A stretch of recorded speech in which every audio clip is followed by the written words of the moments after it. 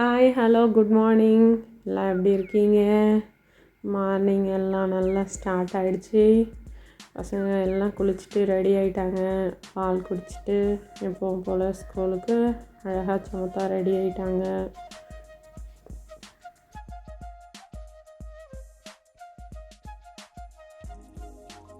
இன்றைக்கி ரொம்ப சிம்பிளாக முடிச்சாச்சு. ஃப்ரைட் ரைஸ் தான். ரைஸ் வச்சாச்சு. இது வெஜிடபிள் குடமிளகா, கேரட், ஆனியன் தான், முட்டை, அவ்வளோ. எக் ஃப்ரைட் ரைஸ் சிம்பிளாக முடிச்சாச்சு. தோசை அப்புறம் சட்னி. அவங்களுக்கு பேக்கிங்லாம் முடிச்சுட்டு 2 பேருக்கும் சாப்பாடு கொடுக்க போயிட்டேன். இன்றைக்கி அவங்களுக்கு தனியாக உட்கார வச்சு என்னால் சாப்பிட வைக்க முடியல. ஏன்னா டைம் ஆகிடுச்சி. அவங்க சாப்பிடுவாங்க தான், அதுக்கு வேறு கோச்சிக்கிட்டாங்க வேறு நானே சாப்பிட்றேன்னு. ஏன்னா ஒரு 1/2 hour டைம் இருந்தால் தான் அவங்களே சாப்பிட வைப்பேன். ஸோ டைம் ஆகிடுச்சி சொல்லிட்டு 10 minutes தான் இருந்தது. ஸோ நானே ஊட்டி விட்டுட்டேன். வேகமாக விளையாடிக்கிட்டே 2 பேரும் ஜாலியாக சாப்பிட்டாங்க. நல்லா சாப்பிட்டு அவங்களுக்கு டேஸ்டியாக இருந்தால் கொஞ்சம் சாப்பிடுவாங்க, இல்லைன்னா கொஞ்சம் கஷ்டப்படுவாங்க. காலையில் சாப்பிடு, இந்த கோகோனட் சட்னி இதெல்லாம் ரொம்ப கஷ்டம் அவங்களுக்கு சாப்பிட்றது. தொக்கு, தக்காளி சட்னி, கார சட்னி இப்படி தான் கேட்பாங்க. தோர்னாவோட ஃபேவரட் தான், எப்போவுமே அரைச்சி வைப்பேன். பாப்பா ஸ்கூலில் ட்ராப் பண்ணோன்னே அவங்க மார்னிங் ப்ரேயர் முடிச்சுட்டு கிளம்பிட்டாங்க.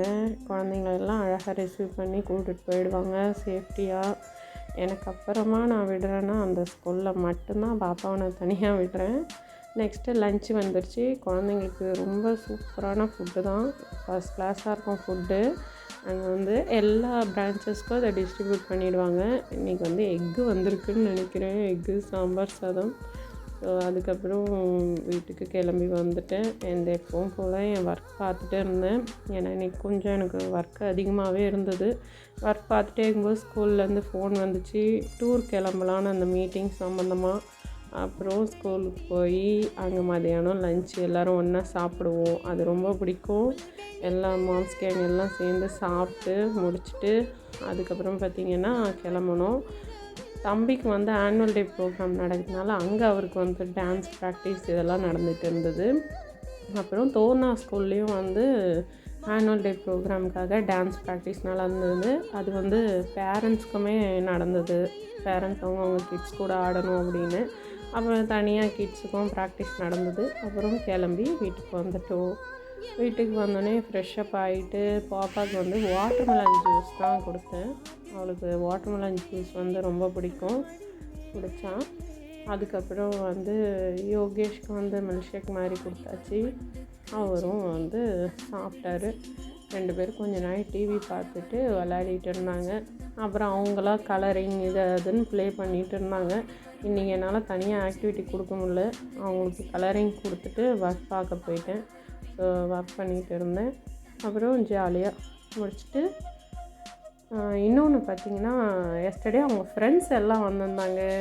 ஆமாம், அங்கே தோர்னாக்கு ரொம்ப க்ளோஸ் இவங்க 2 பேரும். இவங்க பேர் ரெஜினா, தேஜு. யோகேஷ்க்கும் ரொம்ப பிடிக்கும். அவங்க ஃப்ரெண்ட்ஸ் வரும், அவங்க கூட சேர்ந்து ஷேர் பண்ணி சாப்பிட்டாங்க. இட்லி, கத்திரிக்காய் கொஸ்து செஞ்சுருந்தேன். ஜாலியாக எல்லாம் என்ஜாய் பண்ணி சாப்பிட்டுருந்தாங்க. அன்றைக்கி வீடியோ என்னால் ஃபுல் விலாக் எடுக்க முடியல. ஸோ அந்த கொஞ்சம் வீடியோ மட்டும் ஷேர் பண்ணியிருந்தேன். அப்புறம் எல்லாம் முடிச்சுட்டு நைட்டு தோசை ஊற்றினேன். பாப்பா சாப்பிட்டாங்க. அவங்கள நானே சாப்பிட்டுக்கிறேன் மம்மி நாங்கள். சரி ஓகே பாப்பா சாப்பிடுங்கன்னு சொல்லியாச்சு. அவங்க டிவி பார்த்துக்கிட்டு என்ஜாய் பண்ணிவிட்டு சாப்பிட்டாங்க. அவங்களுக்கு பிடிச்ச மூவி ஏதாவது ஓடிச்சுன்னா ஜாலியாக பார்த்துக்கிட்டே சாப்பிட்ருவாங்க. ரொம்ப பிடிக்கும். இன்னொன்று தொக்கை மட்டும் வழித்து சாப்பிட்ருவா. தோசை அப்படியே இருக்கும். தொக்கு வை, நல்லாயிருக்கு, வையின்னு அதை மட்டும் வச்சு சாப்பிட்ருவா. அப்புறம் குட் நைட், தூங்க போயாச்சு. மறக்காமல் சப்ஸ்கிரைப் பண்ணுங்கள். பாய். இன்னொரு விழாக்கில் பார்க்கலாம்.